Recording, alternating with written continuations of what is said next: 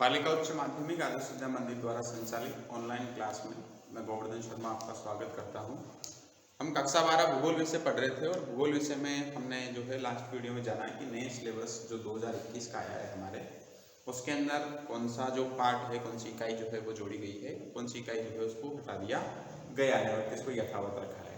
हम जो अब तक पाठ पढ़ चुके हैं 1 से लेकर 13 तक के पाठ में हमने छठा और 10वां पाठ नहीं पढ़ा था, तो 10वां जो लेसन है ये हटा दिया गया है, 5वां लेसन हटा दिया है, 11वां लेसन हटा दिया है और 12वें लेसन में से वैश्विक पर्यावरण सम्मेलन जो बुक के पीछे की तरफ दे रखे हैं हमारे, उसी लेसन में उनको हटा दिया है। छठा लेसन अब हमारे फर्स्ट पार्ट में से बचा है, मतलब खंड ए में से जो है केवल छठा लेसन ऐसा बचा है जो हमें पढ़ना है। इसको पढ़ने के साथ हमारे विश्व से संबंधित जो भी जनसंख्या वगैरह या मानव भूगोल के जो मूल तत्व हैं वो वाला चैप्टर जो है खत्म हो जाएगा और उसके बाद हमें भारत से संबंधित जो भी है भारत की जनसंख्या और अर्थव्यवस्था उसको हमें पढ़ना है। इसमें हमारे 13वां जो लेसन है वो चल रहा है और 13वें लेसन को हमने अधिकांश उसका पार्ट पढ़ लिया। तो आपको ध्यान रखना है 5, 10, 11 जो लेसन है ये हटा दिया है हमारे और 12वें लेसन में से पर्यावरण सम्मेलन जो है इनको हटा दिया है। कुल मिला के खंड ए में से हमें केवल छठा पार्ट जो है वो पढ़ना है, शेष जो है सभी पढ़ लिए हैं हमने और कुछ जो है वो हटा दिए गए हैं। अब हम हमारे टॉपिक पे आते हैं जो हम पढ़ रहे थे।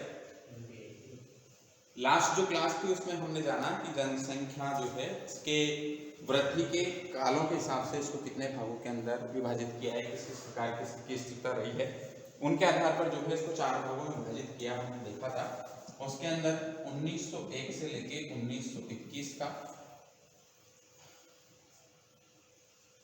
1920 तक, 1921 से लेके 1951 50 तक, 1951 से लेके 1980 और 1980 से लेके 2011 तक के जो काल है इनके हिसाब से जो है जनसंख्या को विभाजित किया गया था। घटती वृद्धि का काल, स्थिर वृद्धि का काल, मंद वृद्धि का काल और तीव्र वृद्धि वाला काल, इस हिसाब से जो है इसे 4 वर्गों के अंदर विभाजित किया गया था।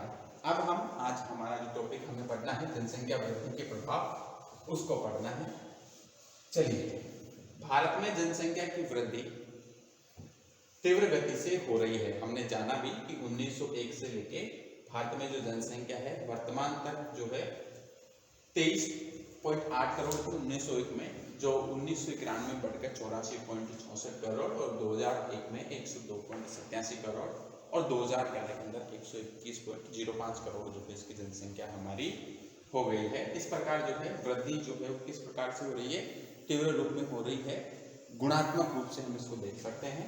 जनसंख्या में इस वृद्धि के परिणाम स्वरूप नियोजन जो है वो आर्थिक विकास के सारे प्रयास निष्फल सिद्ध होते जा रहे हैं। जो नियोजित किया जा रहा है, जिस सुव्यवस्थित तरीके से जो है हम आर्थिक विकास को करना चाह रहे हैं, वो सारा आर्थिक विकास हमारा क्या हो रहा है, विफल होता जा रहा है, निष्फल होता जा रहा है। उसके कोई जो फल हैं वो सही रूप में आ नहीं रहे, क्योंकि जनसंख्या के आधार पर जो है कोई भी योजना या नियोजित तरीके से हम उसको लाते हैं, लेकिन निरंतर बढ़ती हुई जनसंख्या के सामने वो जो है ऊंट के मुंह में जीरे के जैसे हो जाता है। उसके लिए वो सारी योजनाएं जो क्या हो जाती है, लगभग छोटी या कम हो जाती है। तो इसलिए जितनी भी हम आर्थिक विकास की जो प्रयास कर रहे हैं वो क्या होते जा रहे हैं, निसफल होते जा रहे हैं बढ़ती हुई जनसंख्या के कारण। भारत में शिक्षा का स्तर जो है अभी भी बहुत नीचा है। शिक्षित जो क्षेत्र है, साक्षरता जो है हमारी वो कम है। देश में अभी भी लगभग 27% जनसंख्या जो किस प्रकार की है, अशिक्षित है। मतलब केवल 73% लोग जो हैं वो ही साक्षर हैं, 27% जो लोग हैं वो भी क्या है, अशिक्षित हैं, निरक्षर हैं। 2011 की जनगणना के अनुसार भारत की साक्षरता का जो प्रतिशत है वो 73% है। स्त्रियों की साक्षरता का अनुपात पुरुषों की अपेक्षा में बहुत कम है। लगभग 51% जो है महिलाएं ही पूर्ण रूप से शिक्षित है, साक्षरता का प्रतिशत थोड़ा ज्यादा है। भारत में अधिकतर लोग रूढ़ियों तथा पुरानी परंपराओं से प्रभावित हैं। नए विचार जो हैं अपनाने में इस प्रकार के लोगों को कठिनाई होती है। परंपराओं और रूढ़ियों के प्रभाव में जब लोग जन्म विरोध के नए उपाय नहीं अपनाते और बच्चे पैदा होने के विरुद्ध कोई प्रयास नहीं करते, तब तक जन्म दर जो है ऊंचे स्तर की बनी रहेगी। ग्रामीण भारतीय जीवन अभी भी धर्म की रूढ़ियों तथा अंधविश्वासों के वश में कहा जा सकता है। धार्मिक रूढ़ियों के विरुद्ध हैं, लोगों को समझाना कठिन होता है। परंपराओं एवं रूढ़ियों के कारण सीधे सीधे जो लोग हैं अभी भी प्रकृति के विरुद्ध किया गया कोई प्रयास अच्छा नहीं समझते। प्रकृति से संबंध में भी लगभग यही भावना कार्य करती है। जो नसबंदी वगैरह का है, वो जो सारी चीजें हैं उसको लोग धर्म के विरुद्ध मानते हैं। धर्म विरुद्ध मानने से प्रजनन से संबंधित इसी प्रकार की कोई भावना है, इसलिए वो कार्य नहीं कर पा रही है और इनके कारण ही जो है आज भी जनसंख्या जो है तीव्र गति से बढ़ रही है। दूसरा धार्मिक कारण और रूढ़ियां ये भी है कि पिता का जो संपत्ति का हकदार होता है, उसकी जो पीढ़ी को आगे बढ़ाने वाला जो होता है वो पुत्र होता है। तो जब तक उसे पुत्र की प्राप्ति नहीं होती और पुत्रियां ज्यादा भी होती है तो वो निरंतर पुत्र की प्राप्ति के लिए जो है जनसंख्या वृद्धि की ओर ध्यान नहीं देके संतान उत्पत्ति करता रहता है। तो ये भी जनसंख्या वृद्धि का एक मुख्य कारण है। भारत में संयुक्त परिवार प्रथा जो है वो विद्यमान है। संयुक्त परिवार में पैदा होने वाले बच्चों के भरण पोषण का दायित्व माता पिता पर न होकर संपूर्ण परिवार पर होता है। अतः बच्चा पैदा होने के विरुद्ध कोई व्यवस्था नहीं होती। संयुक्त परिवार प्रथा विवाह की आयु के कम होने को भी प्रोत्साहित करती है। संयुक्त परिवार जो होता है इसके अंदर क्या होता है, देखिए अगर एकल परिवार है, संतान उत्पत्ति होती है तो संतान के पूरे भरण पोषण का लालन पालन की जो जिम्मेदारी है वो माता पिता पर आती है। लेकिन जॉइंट परिवार में, संयुक्त फैमिली में जो लोग रहते हैं तो उससे क्या होता है कि वो जो बच्चा है उसके लालन पालन की सारी जिम्मेदारी केवल माता पिता पर नहीं आकर संपूर्ण परिवार पर होती है। तो उसके ऊपर आने वाला जो अतिरिक्त खर्च है उसका ध्यान में होता नहीं है। तो इससे भी क्या है कि संतान उत्पत्ति जो है वो ज्यादा होती है। इसके अलावा विवाह प्रथा जो है इसके अंदर बाल विवाह भी हो जाते हैं, क्योंकि परिवार संयुक्त परिवार में रहते हैं।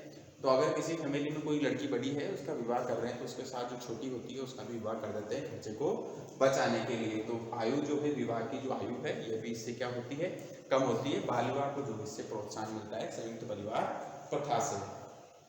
समाज में स्त्रियों का कम सम्मान होना भी परिवार के बड़े आकार का कारण है। समाज में स्त्रियों को जो है बच्चा पैदा करने की मशीन समझ लिया जाता है तथा उसकी जो सुख सुविधाएं तथा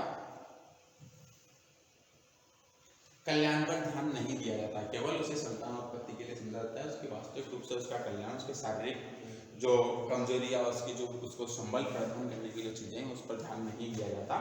भारत के समाज अभी बहुत हद तक ग्रामीण समाज है। भारत में आज भी अधिकांश लोग हैं वो ग्रामीण क्षेत्रों के अंदर रहते हैं। भारत की जो कुल जनसंख्या का लगभग 60% अभी ग्रामीण है और 40% ही नगरीय है।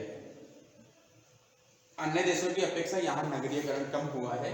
2011 की जनगणना के अनुसार देश में लगभग जो है 68.84% जनसंख्या गाँव में, लगभग 70% जनसंख्या है जो गाँव में और 30% जनसंख्या जो है वो शहरों में रह रही है।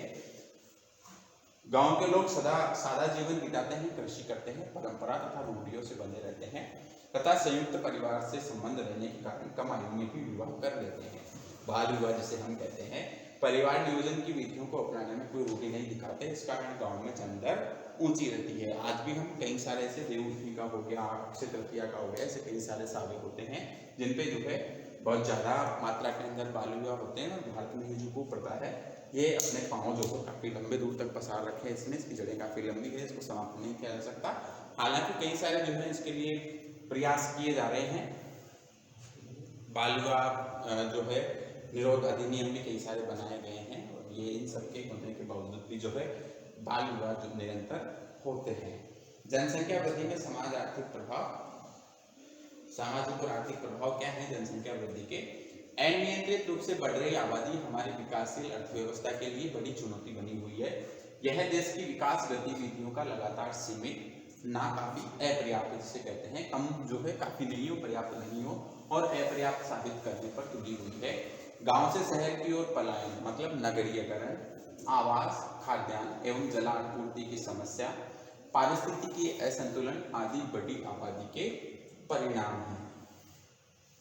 बढ़ती हुई आबादी के कारण जो है एक तो शहरों की ओर पलायन होता है, गांवों से मतलब नगरीयकरण होता है। दूसरा क्या होता है, आवास जो है इसकी समस्या आती है, खाद्यान्न और जल की आपूर्ति की भी समस्या आती है, पारिस्थितिकी असंतुलन हो जाता है, पारिस्थितिक जो है इसका असंतुलन हो जाता है। गाँव से लोग शहरों की ओर जा रहे हैं, जनसंख्या निरंतर रूप से बढ़ रही है तो जो संसाधन है इनके ऊपर अतिरिक्त भार पड़ेगा, खाद्यान्नों के ऊपर अतिरिक्त भार पड़ेगा, तो पारिस्थितिकी असंतुलन हो जाता है। और ये कई सारी जो है बढ़ती हुई आबादी के परिणाम है। जनसंख्या वृद्धि से पर्यावरण की समस्या भी उत्पन्न हो गई है, क्योंकि लोगों के रहने के लिए जो है आवास की आवश्यकता ज़्यादा होगी, और ज़्यादा आवास की आवश्यकता होगी तो जो पर्यावरण है, जो वन वगैरह वाले हमारे जो क्षेत्र हैं, उन क्षेत्रों को या वहाँ पे जो वन है उनको काट के वहाँ पे आवास बना लिए जाएंगे। साथ ही कृषि योग्य जो भूमि है वो भी छोटी होती जा रही है। इसके अलावा जितनी ज़्यादा जनसंख्या होगी उनके लिए परिवहन की आवश्यकता भी उतनी होगी, तो परिवहन की आवश्यकताओं के लिए जो सड़क वगैरह का निर्माण होता है वो करना पड़ेगा। तो उसके लिए भी जो है सरकार को भूमि अधिग्रहित करनी पड़ेगी, और कृषि योग्य भूमि जो होती है वो कम हो जाती है। सड़क वगैरह के निर्माण से जो है उससे जहाँ परिवहन ज़्यादा गुजरेगा, जनसंख्या निरंतर बढ़ रही है तो वाहनों की संख्या भी ज़्यादा बढ़ेगी, और वाहनों की संख्या ज़्यादा बढ़ने से जो है पर्यावरण प्रदूषण होगा, जो प्रकृति के लिए क्या है, हानिकारक है। तो इस प्रकार जो है जनसंख्या वृद्धि से पर्यावरण की समस्याएं भी उत्पन्न होती है। व्यक्ति ने भौतिकवादी जो सुविधाओं के चलते प्राकृतिक संपदाओं का निर्गमन एवं अवैधानिक तरीके से विलोपन किया, जिससे हमारी प्रकृति असंतुलित होती जा रही है।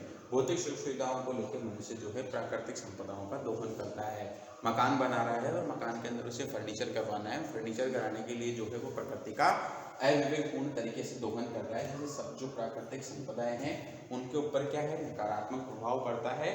अवैधानिक तरीके से जो सरकार ने नियम बना रखे हैं उसके विरुद्ध जो है उनका विदोहन करता है वो। उसके अलावा अन्य भी जो प्राकृतिक संसाधन है उनका भी जो है अविवेकपूर्ण तरीके से या उनका जो आवश्यकता है उससे ज़्यादा उसका जो है विदोहन करना पड़ता है अधिक कीमत वसूलने के लिए। तो ये भी जो है एक प्रकार से प्रकृति में असंतुलित करते हैं। आधुनिक खेती के नाम पर कीटनाशकों और रासायनिक उर्वरकों का प्रयोग जो है अत्यधिक किया जा रहा है, जिससे लोगों के स्वास्थ्य पर प्रतिकूल प्रभाव पड़ता है। आधुनिक जो खेती है, खेती के दो प्रकार हैं, जैविक खेती और रासायनिक कृषि। जैविक कृषि जो होती है वो एक प्रकार से परंपरागत कृषि मानी जाती है। वर्तमान में तो जैविक कृषि को काफ़ी सारा प्रोत्साहन दिया जा रहा है और कई लोग जो है इस क्षेत्र में आ रहे हैं, और इससे उत्पादन होने वाली जो वस्तुएं हैं या खाद्यान्न जो है उनकी कीमतें भी ज़्यादा मिलती है, तो इसकी ओर थोड़ा लोगों का ध्यान आकर्षित होता है। लेकिन ये जो जैविक कृषि होती है रोगग्रस्त जल्दी हो जाती है, तो इससे बचाने के लिए जो है कीटनाशक और रासायनिक कृषि, जिसे हम अजैविक जो रासायनिक कृषि कहते हैं, ये रासायनिक कृषि जिसे आधुनिक कृषि का नाम दिया गया है, इसका प्रयोग किया जाता है। अब हम जो सब्जी है या फसल है उसके अंदर रासायनिक जो पदार्थ हैं इनका प्रयोग कर रहे हैं, तो वो उसके साथ जो पानी वगैरह वो जो रहता है, संश्लेषण की जो क्रियाएं होती है, पौधा जिंदा रहने के लिए जो अपना भोजन वगैरह बनाता है, तो वो जितने हम रसायन दे रहे हैं वो उसके साथ उसमें आ जाते हैं, और वो रसायन जो हैं उनको हम प्रत्यक्ष रूप से नहीं तो अप्रत्यक्ष रूप से खाद्यान्न के माध्यम से जो है प्रयोग करते हैं, वो हमारे शरीर में जाता है, तो शरीर में जाके वो भी हमारी जो स्वास्थ्य है इसके ऊपर प्रतिकूल प्रभाव डालता है। आगे हम देखें, आवासीय समस्याएं हल करने के लिए कृषि योग्य जो भूमि है इस पर मकान का निर्माण अव्यवस्थित रूप से किया जाता है।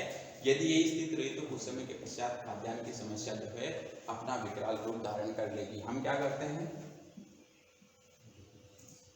ये क्षेत्र है, यहाँ पे कुछ लोग रह रहे हैं, तो यहाँ एक मकान बना हुआ है, इस मकान के अंदर रहने वाले लोगों की संख्या ज़्यादा हुई तो फिर 5 में इसके मकान बना दिया, ठीक है, फिर बना लिया। ऐसे करते करते जो है मकान बनाते जाते हैं, और जो कृषि योग्य भूमि है वो क्या होती जा रही है, निरंतर रूप से सिकुड़ती जा रही है। इसके बचाव के लिए हमें क्या करना चाहिए, जैसे सिटी के अंदर होता है बहुमंजिली इमारतें एक के ऊपर एक, एक के ऊपर एक, एक के ऊपर एक बनाएंगे, तो ये जो धरातलीय क्षेत्र है ये क्या रहेगा, इतना ही रहेगा। इतने सारे मकान जो इधर बने साइड में, ये मान लीजिए आप, और इन सब मकानों को जो है एक के ऊपर एक बना दिया गया, बहुमंजिली इमारतें बना दी गई, तो ये जितना क्षेत्र कृषि योग्य भूमि का इधर से काम में आ रहा था वो बच गया, और उसके ऊपर उत्पादन होगा, और जनसंख्या जो है एक प्रकार से जो है सापेक्ष तरीके से ही वहाँ पर निवास कर लेगी। अनेक पशु पक्षियों वन्य जीवों का अस्तित्व भी खतरे में हो गया है, जो हमारे पर्यावरण के संतुलन करने के लिए बहुत अत्यधिक सहायक होते हैं। जिस प्रकार इससे क्या हो रहा है, खाद्य श्रृंखला जो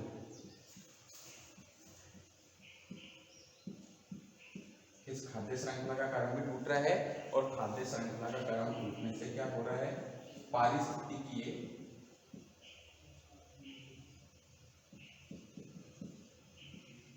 असंतुलन भी हो रहा है। इस पारिस्थितिकीय असंतुलन से और खाद्य श्रृंखला जो है इस पर भी प्रभाव पड़ रहा है, तो इससे भी जो है कई सारे पशु पक्षी और वन्य जीव जो है इनका अस्तित्व खतरे में आ रहा है। देश में उपलब्ध जल का 70% भाग जो है वो प्रदूषित जल की श्रेणी में आ गया है। इससे 30% विषाक्तता के स्तर पर पहुंच चुका है, जो संक्रामक रोगों को फैलाने में बहुत सहायक होता है। इसमें 15 लाख बच्चों की प्रतिवर्ष मृत्यु हो रही है। देश में जितना जल है हमारे, उसमें से 70% जल है वो आंशिक रूप से प्रदूषित हो गया है। और इस 70% में से भी जो है 30% तो किस प्रकार का हो गया है, एक प्रकार से विषाक्तता को स्तर को पार कर गया है, मतलब जहर जैसा हो गया है। और इससे क्या है, कई प्रकार के संक्रामक रोग जो हैं वो फैलने में सहायक होते हैं। और इससे जो है प्रतिवर्ष कितनी 15 लाख बच्चों की मौत जो है इससे हो रही है अपने देश में, जल से, दूषित जल के प्रयोग से। जल का स्तर 2 गुना तथा कहीं कहीं 3 गुना तक नीचे चला गया है। भूमि का जल का स्तर मतलब भूजल, जैसे पहले 30 मीटर 35 मीटर खोदने के बाद पानी आ जाता था, 200 मीटर तक पानी नहीं आ रहा है, 200 फीट तक पानी नहीं है। तो इससे जो है वो क्या हो रहा है, भूमि का जो जल स्तर है वो भी निरंतर गिरता जा रहा है। भविष्य में जल की समस्या जो है वो विकराल रूप धारण कर सकती है। आज भी हम देख सकते हैं, इस बार बारिश कम हुई तो बिशनपुर का जो पानी सप्लाई हो रही है वो निरंतर कम हो रहा है। तो ये भविष्य के अंदर और भी ज्यादा विकराल रूप जो है धारण कर सकता है। लोगों के द्वारा अनेक जगहों पर पर्यटन स्थल विकसित करने से लोग उन जगहों पर एकत्रित होते हैं और गंदगी एवं कूड़ा करकट फैलाते हैं। प्रकृति के साथ छेड़छाड़ से अनेक औषधि युक्त पौधे भी जो है विलुप्त होते जाते हैं। कुछ समय पहले हमने उत्तराखंड में देखा, उत्तराखंड में जो नदियां वहां पर प्राकृतिक रूप से बह के आती थी और उनके क्षेत्रों के अंदर जो है कई सारी जो धर्मशालाएं हैं, होटल्स वगैरह जो है उनका निर्माण किया गया। और उत्तराखंड में जो त्रासदी हुई बादल फटने के बाद वहाँ कैसा विकराल रूप धारण हुआ उसको आप जानते हैं। तो प्रकृति के साथ जो है छेड़छाड़ होती है, कचरा जो होता है उस पानी के बहाव को रोक देता है, गंदगी और कचरा। तो इससे भी जो है प्रकृति से कई सारे जो पौधे होते हैं वो भी विलुप्त हो जाते हैं और प्राकृतिक आपदाओं को भी जो है बढ़ावा मिलता है। इसके आगे जो बचा हमारा उसको हम नेक्स्ट वीडियो में पढ़ेंगे। धन्यवाद।